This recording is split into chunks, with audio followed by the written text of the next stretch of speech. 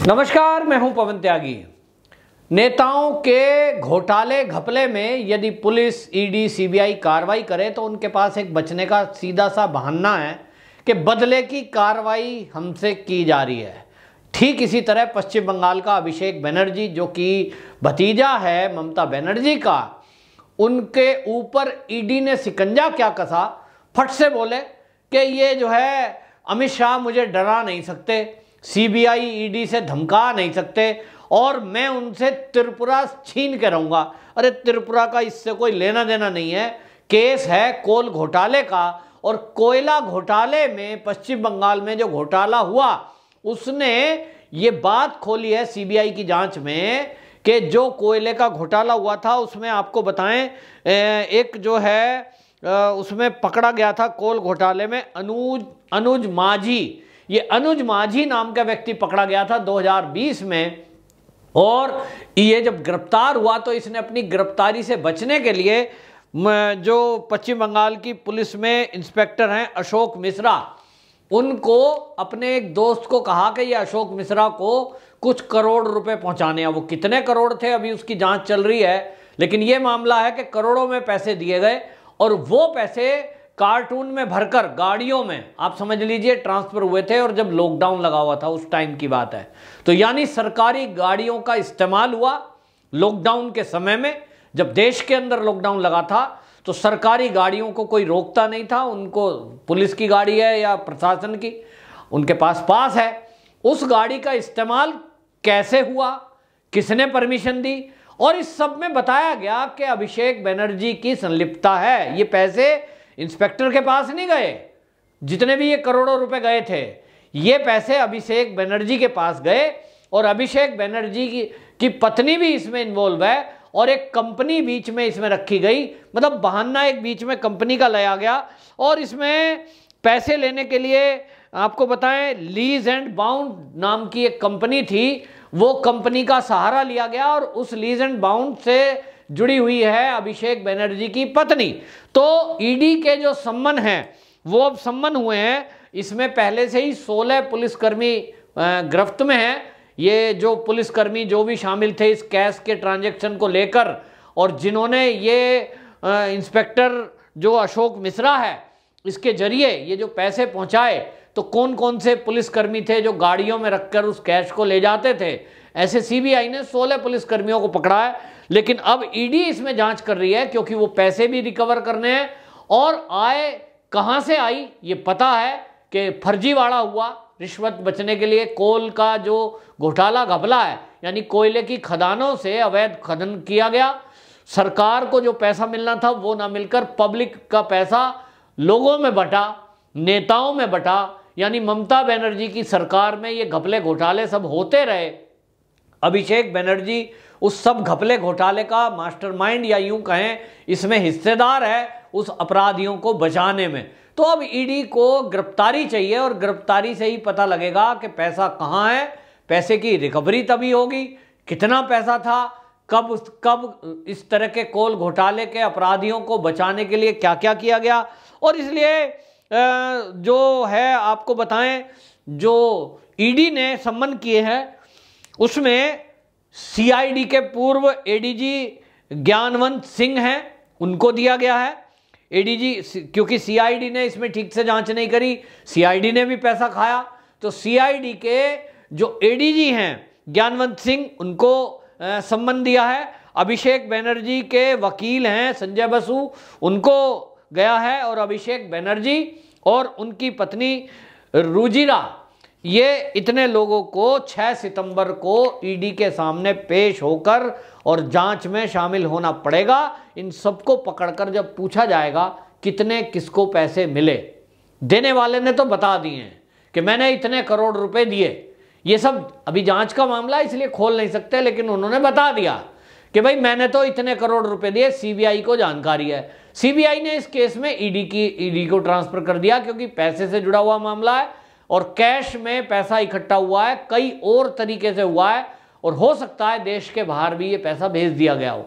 तो इस सब की जानकारी के लिए इन सब लोगों की गिरफ्तारी होना जरूरी है। लेकिन आप देखिए कि ममता बनर्जी भी ये कहती है कि मोदी सरकार, मोदी जी, अमित शाह हमको गिराना चाहते हैं सरकार को, और गिरा साए नहीं तो भतीजे को उल्टा सीधा फंसा रहे हैं। ये तो महासचिव है टीएमसी का, और त्रिपुरा में अब हम सरकार बनाएंगे, इसलिए बीजेपी हमसे डर गई है। अरे भाई, आप त्रिपुरा छोड़ो, भारत के किसी कोने में खड़े होकर दिखा दो। आपने रोहिंग्या बांग्लादेशियों के जरिए पश्चिम बंगाल में सरकार क्या बनाई? आपको लगता है कि आप हर राज्य में छा जाओगे, आप प्रधानमंत्री का भी चेहरा बन जाओगे? तो ये आपका सपना है। पहले जो आपके ऊपर आरोप लगे हैं उसके बारे में ठीक से जवाब दीजिए, जो आपकी फितरत में नहीं है। अब अभिषेक बनर्जी, उसकी पत्नी, उसका वकील, ये सब लोगों को ईडी ने सम्मन करें।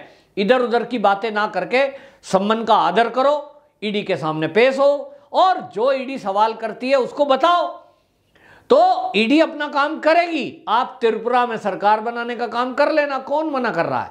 पश्चिम बंगाल में आपने सरकार बनाई, तो क्या सरकार बनाने में ईडी सीबीआई बीच में आई? जांच तो चल ही रही थी। तो जांच चलना अलग बात है, जेल जाना दूसरी बात है, सरकार की सत्ता में आना तीसरी बात है, अलग अलग मैटर है। इसको आप कैसे, मान लीजिए ममता बनर्जी, आपके मंत्रिमंडल में जो लोग शामिल हैं, अब इनमें से कई सारे लोग हिंसा में शामिल हैं, तो जेल जाएंगे। सीबीआई जांच कर रही है बलात्कार और हत्या की।